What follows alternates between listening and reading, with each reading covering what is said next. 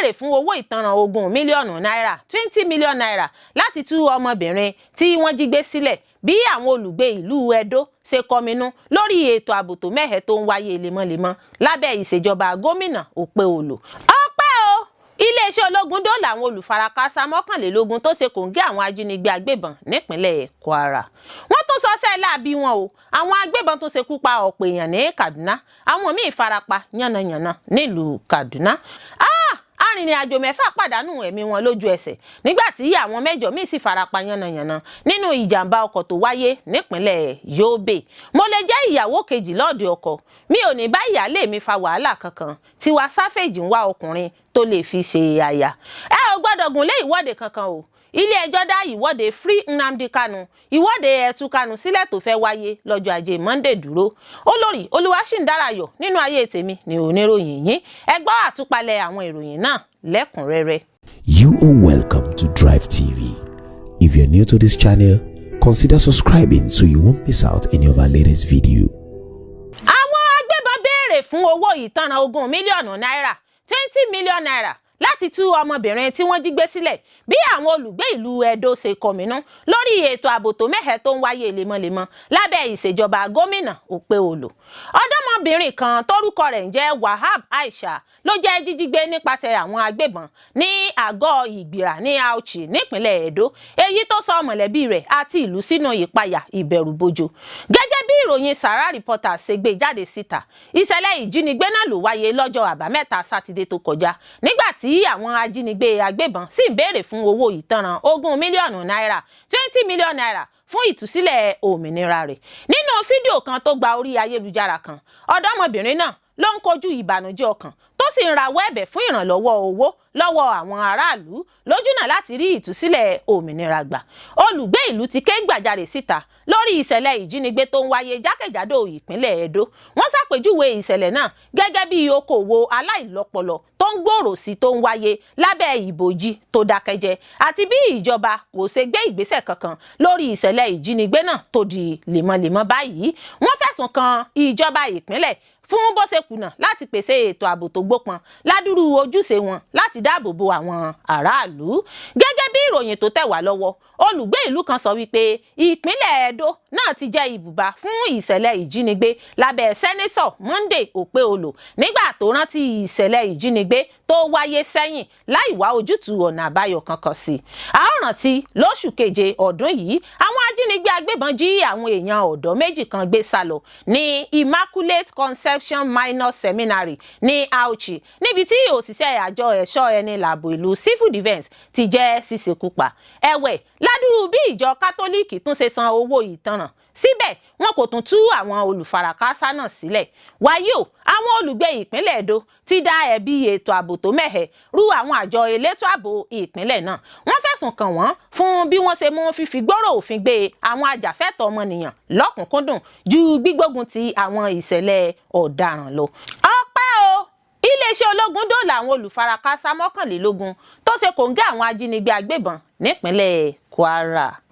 Lórí ìgbésẹ̀ ìgbìyànjú lójúnà láti gbógun ti àwọn agbésùnmọ̀mí, agbébọn àti àwọn ọ̀daràn mìíràn tó ń ṣọṣẹ́ láabi ní Kwara àti àwọn agbègbè ìpínlẹ̀ tó yíká lọ́jọ́ Ẹtì Friday ọjọ́ 17 oṣù kẹwàá ọdún 2025, ikọ̀ ológun 2nd Division Sector 3 Operation Fansa Yama ṣàṣeyọrí nípa dídóòlà àwọn olùfarakásá 21 tí àwọn ajínigbé agbébọn jí gbé sálọ. Àjùmọ̀ṣe iṣẹ́ ìdóòlà nípasẹ̀ ikọ̀ ológun 12 Brigade Lọ́kọ́jà àti 22 Armored Brigade Ìlọrin ló yọrí sí dídóòlà àwọn olùfarakásá tí wọ́n jí gbé ọ̀hún, tó fi mọ́ ọkùnrin 14, obìnrin 5, ọmọ kékeré kan àti àwọn ọmọ ilẹ̀ China 4.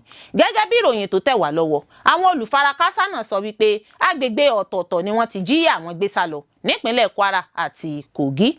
Lẹ́yìn tí àwọn ikọ̀ ológun dojú ìjà kọ àwọn agbésùnmọ̀mí náà, níṣe ni wọ́n tú àwọn olùfarakásá tó wà nígbèkùn wọn sílẹ̀. Lára àwọn èèyàn tí wọ́n jí gbé ọ̀hún ló ti lò kọjá oṣù 4 láhàámọ́ wọn.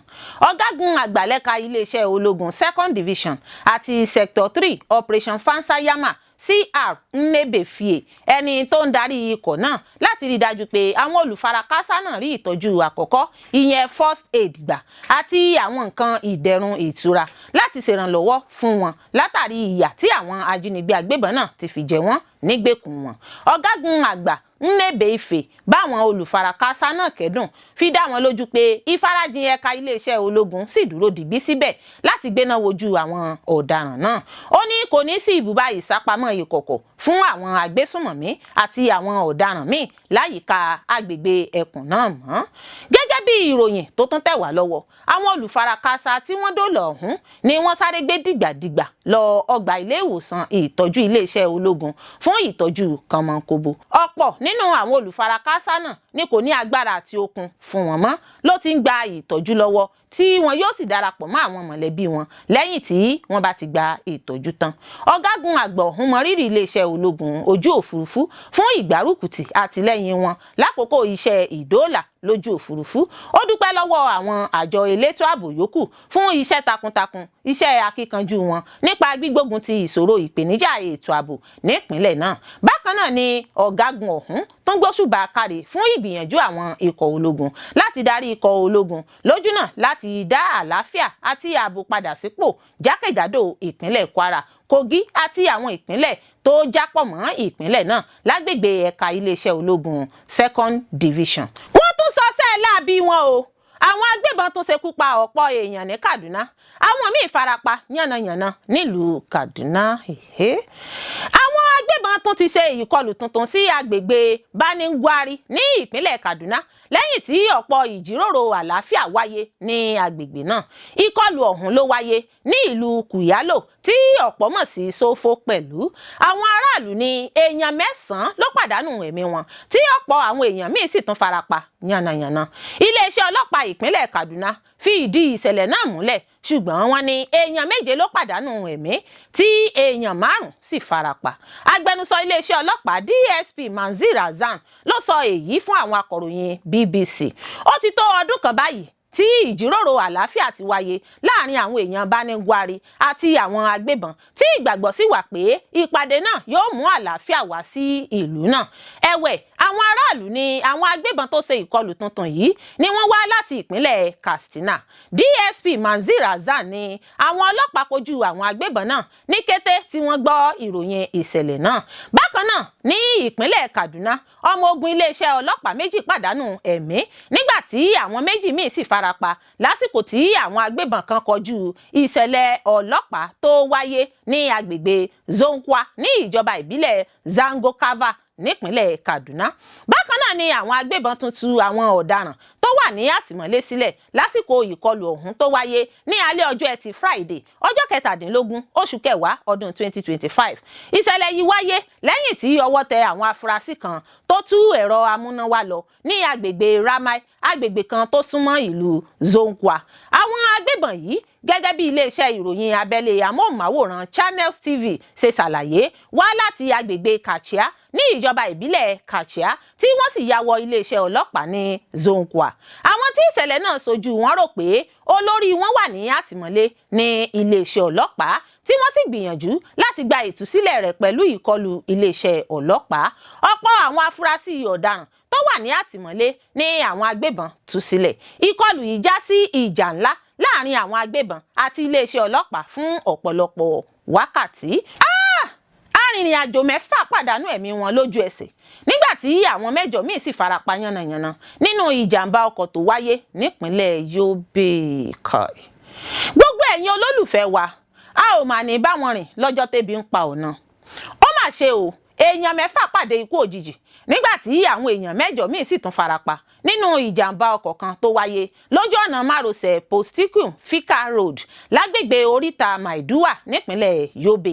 èyí jẹyọ nínú àtẹ̀jáde tó jẹ́ gbígbé jáde síta nípasẹ̀ alukoro iléeṣẹ́ ọlọ́pàá ìpínlẹ̀ náà SP Dangus Abdulkarim, èyí tó jẹ́ fífi ṣọwọ́ sáwọn akọ̀ròyìn lọ́jọ́ àbámẹ́ta Sátidé. gẹ́gẹ́ bí bí ìròyìn tó tẹ̀ wá lọ́wọ́ ìwádìí àkọ́kọ́ fi hàn pé ọkọ̀ Sharon tó ní nọ́mbà ìdánimọ̀ PKM 549YZ tó jẹ́ wíwà nípasẹ̀ Adamu Hasan èyí tó fi ń gbé àwọn arìnrìn-àjò láti Potiskum lọ sí Banjoga níjọba ìbílẹ̀ Funkaye nípínlẹ̀ Gombe nígbà tí awakọ̀ ọ̀hún sọ bírèkì ìjánu rẹ̀ nù èyí tó yọrí sí ìjàmbá òjijì. Èrò 6 gbèkúrújẹ lọ́wọ́ ẹbọra lójú ẹsẹ̀ nígbà tí àwọn èèyàn 8 míì sì farapa yànnàyànnà. Gbàrà tí wọ́n gba ìpè nípa ìṣẹ̀lẹ̀ ìjàmbá ọ̀hún ikọ̀ tó mójútó lílọ bíbọ̀ ọkọ̀ lójú pópó Motor Traffic Department MTD láti ẹ̀ka Fika Division ló ṣe bẹ́ẹ̀ gbéra lọ sí agbègbè tí ìṣẹ̀lẹ̀ náà ti wáyé tí wọ́n sì gbé àwọn olùfarakásá àti àwọn olóògbé lọ sọ́gbà ilé ìwòsàn General ní Fika níbi tí dókítà oníṣègùn òyìnbó ti fìdí ikú àwọn olùfarakásá 6 múlẹ̀. Gbogbo ìgbésẹ̀ ìgbìyànjú ló ti ń lọ lọ́wọ́ láti tọpasẹ̀ àwọn mọ̀lẹ́bí àwọn olùfarakásá náà lójú náà láti kàn sí wọn láti fi ìṣẹ̀lẹ̀ náà tó wọn létí fún ìdámọ̀. Iléeṣẹ́ náà sọ wípé eré àsápajúdé ìwàkuwà awakọ̀ àṣìlò oògùn ìmúkùmù àwọn awakọ̀ ló máa ń ṣokùnfà ìṣẹ̀lẹ̀ ìjàmbá burúkú bẹ́ẹ̀. Kọmíṣánná ọlọ́pàá ìpínlẹ̀ náà CP Emmanuel Ado bá mọ̀lẹ́bí àwọn olóògbé kẹ́dùn ó sì gbàdúrà ìwòsàn kíákíá fún àwọn olùfarakásá tó farapa. Ó ké sí àwọn awakọ̀ àti àwọn tó ń ṣàmúlò ojú pópó láti máa gbọ́ràn kí wọ́n sì máa tẹ̀lé òfin ìlànà à ń tẹ̀lé ojú ọ̀nà kí wọ́n sì yàgò fún ìwàkiwà tó lè ṣokùnfà ìjàmbá tàbí dá ẹ̀mí wọn légbodò. Iléeṣẹ́ tó ń rí sí lílọ bíbọ̀ ọkọ̀ lójú pópó tó ń ṣèkìlọ̀ pé àwọn awakọ̀ oníwàkuwà yóò fojú winá òfin. Àtẹ̀jáde náà tún fi kún pé kí àjọṣepọ̀ tó dán mọ́rán tẹ̀síwájú láàrin ikọ̀ iléeṣẹ́ ọlọ́pàá ẹ̀ṣọ́ ojú pópó FRSC ẹgbẹ́ awakọ̀ NURTW àti àwọn alẹ́nulọ́rọ̀ májòbàjẹ́ ìlú mìíràn láti tún tẹpá mọ́ ètò ìpolongo ìlanilọ́yẹ̀ lórí rírìn lójú pópó láìséwu lórí sísàmúlò ọkọ̀ kí wọ́n tó gbé rìnrìn àjò àti nípa yíyàgò fún àṣìlò oògùn láàrin àwọn awakọ̀ èrò. Wọ́n gba àwọn aráàlú lámọ̀ràn láti ta iléeṣẹ́ tó ń rí sí lílọ bíbọ̀ ọkọ̀ lójú pópó lólobó bí wọ́n bá kẹ́fín pé awakọ̀ kan wa ìwàkuwà lójú pópó. Ojúṣe gbogbo wa ni láti dáàbò bo ẹ̀mí àti láti lè jẹ́ kí àwọn ọ̀nà wa gbogbo ṣeérìn láìséwu fún oníkálukú. Ikú òjijì ikú àìtọ́jọ́ kò ní ṣẹlẹ̀ sẹ́nìkọ̀ọ̀kan láṣẹ Ìlédùà. Mo lè jẹ́ ìyàwó kejì lọ́ọ̀dẹ̀ ọkọ mi ò ní bá ìyáálé mi fa wàhálà kankan. Tiwa Savage ń wá ọkùnrin tó lè fi ṣe aya.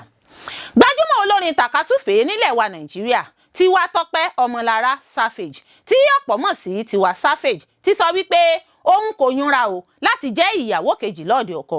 Ó jẹ́ kó di mímọ̀ pé ọ̀pọ̀ àwọn tó ń dẹnu ìfẹ́ kọ òun ni wọ́n jẹ́ àgbàlagbà tàbí ẹni tó ti ní ìyàwó nílé tẹ́lẹ̀. Ẹni tó ń sọ̀rọ̀ nínú ètò kan lórí ìkànnì American Podcast Lip Service èyí tó gba orí ayélujára kan lọ́jọ́ Ẹtì Friday ìlúmọ̀ọ́ká olórin tàkasúfèé sọ wípé òun ti dé ìkóríta tí òun kò ti láǹfààní láti máa ṣe wọléwọ̀de rìnrìn àjò ìfẹ́ pẹ̀lú ọkùnrin kankan mọ́.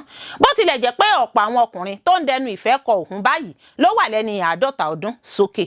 Ó sọ wípé òun dàbí ìyá abẹ sugar mummy ṣùgbọ́n òun kò fẹ́ irú ìgbé ayé bẹ́ẹ̀ mọ́. Ó ní tí òun bá ṣalábàápàdé ẹnìkan tí yóò gbé òun níyàwó ní tòótọ́ irú àwọn ọkùnrin bẹ́ẹ̀ ní ọjọ́ orí wọn máa ń wà lẹ́ni 50 ọdún sókè tàbí kí wọ́n ti ní ìyàwó nílé tẹ́lẹ̀. Ó ní òun ò mọ̀ bóyá òun lè jẹ́ ìyàwó kejì. Ó ní òun lérò pé ó yẹ kí òun lè jẹ́ ìyàwó kejì lọ́ọ̀dẹ̀ ọkọ. Tiwa Savage ìyá ọlọ́mọ kan fi kún ọ̀rọ̀ rẹ̀. Ó ní tí òun bá rí ẹni tí yóò fẹ́ òun ní tòótọ́ òun kò ní jẹ́ ìyàwó oníjàgídíjàgan. Ó fi kún pé òun mú àlàáfíà àti ìbọ̀wọ̀ lọ́kùnkúndùn jùlọ nínú ìbáṣepọ̀ òun.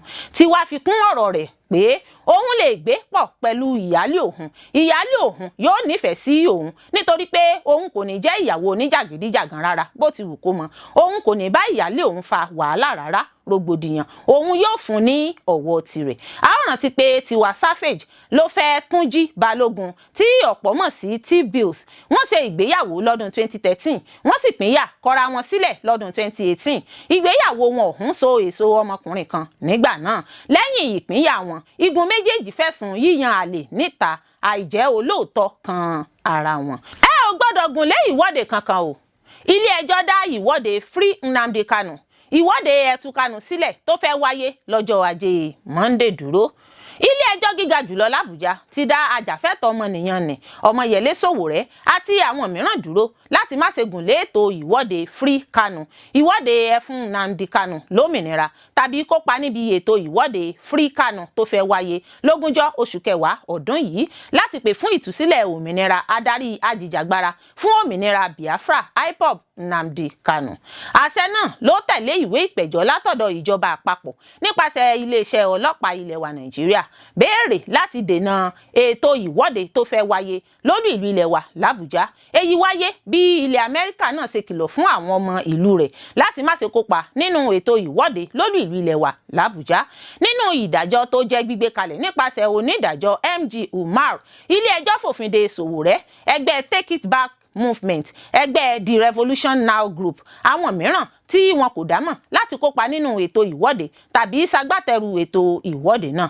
Ẹni tó ń fìdí ìṣẹ̀lẹ̀ náà múlẹ̀, Sowore, ẹni tó jẹ́ olùdíje dupò ààrẹ tẹ́lẹ̀ rí, sọ wípé àṣẹ náà wáyé nílé ẹjọ́ lẹ́yìn tí onídàájọ́ ti kọ́kọ́ da ìbéèrè tí wọ́n ń béèrè fún nù nílé ẹjọ́ nígbà náà.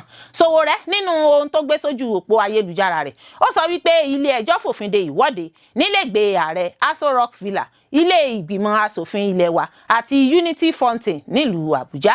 Ajàfẹ́tọ̀ọ́ ọmọnìyàn àti àwọn ẹlẹ́gbẹ́jẹgbẹ́ láwùjọ ti kéde ìgbáradì ìmúrasílẹ̀ láti gùnlé ìwọ́de Free Nnamdi Kanu, ìwọ́de ẹtú Nnamdi Kanu sílẹ̀, èyí tó máa wáyé lógúnjọ́ oṣù kẹwàá ọdún yìí lójúnà láti béèrè fún ìtúsílẹ̀ òmìnira Nnamdi Kanu kúrò láhàámọ́ àjọ ọ̀tẹlẹ̀múyẹ́ DSS nílẹ̀ wa Nàìjíríà. Ìwọ́de náà ló gba orí ìtàkùn ayélujára kan tí ọ̀pọ̀ àwọn gbajúmọ̀ olóṣèlú tó fi mọ́ igbákejì ààrẹ tẹ́lẹ̀ rí àti ààrẹ ilé ìgbìmọ̀ asòfin tẹ́lẹ̀ rí náà sì fọwọ́ sí ìwọ́de ọ̀hún tó fẹ́ wáyé lọ́jọ́ ajé Monday. A rántí pé àwọn alátìlẹyìn àwọn tó ń ṣagbátẹrù ètò ìwọ́de ti jẹ́jẹ́ ṣèlérí láti jùmọ̀ rìn lógúnlọ́gbọ̀n lọ ilégbèé ààrẹ Aso Rock Villa l'Àbújá lójúnà láti dáhùn àwọn ìbéèrè wọn. Ẹ̀wẹ̀, ìjọba àpapọ̀ sọ nínú ìwé ìpẹ̀jọ́ rẹ̀ ọ̀hún pé ètò ìwọ́de náà lè dènà àlàáfíà àti ààbò ìlú, rọ ilé-ẹjọ́ láti dá sí ọ̀rọ̀ náà ní kànmọ́nkóbó. A rántí pé Kanu ti wà láhàámọ́ àjọ ọ̀tẹlẹ̀múyẹ́ DSS láti oṣù kẹfà ọdún 2021. Ó ń kojú ẹ̀sùn méje ọ̀tọ̀ọ̀tọ̀ tó dá lórí ìgbésùnmọ̀mí àti dídá omi àlàáfíà ìlú rú, dídìtẹ̀ mọ́ ìjọba. Oṣù kẹwàá ọdún 2015 ni wọ́n ti kọ́kọ́ fi ìgbóró òfin gbé Nnamdi Kanu lẹ́yìn tó darí dé láti ìlú ọba United Kingdom tí wọ́n sì tú sílẹ̀ nípa gbígba béèlì rẹ̀ lóṣù kẹrin ọdún 2017 látàrí àìlera rẹ̀. Ẹ̀wẹ̀, ilé-ẹjọ́ gíga jùlọ nílẹ̀ wa lọ́jọ́ kẹẹ̀ẹ́dógún oṣù kejìlá ọdún yìí gbé ìdájọ́ kalẹ̀ tó sì fààyè gba ìjọba àpapọ̀ láti tẹ̀síwájú ìgbẹ́jọ́ rẹ̀ lórí àwọn ẹ̀sùn tó kù tí wọ́n fi kan Nnamdi Kanu. Olórí Olúwaṣìndáráyọ̀ nínú ayé tèmi ni oníròyìn yín. Ẹ ṣé púpọ̀ fún gbígbọ́ àti wíwò tí ẹ̀ ń wò wá. Ojú tí ẹ̀ fi ń wò wá kò ní fọ́, etí tí ẹ̀ fi ń gbọ́ wá kò ní dì. Láṣẹ Elédùà yóò sì dára fún yín.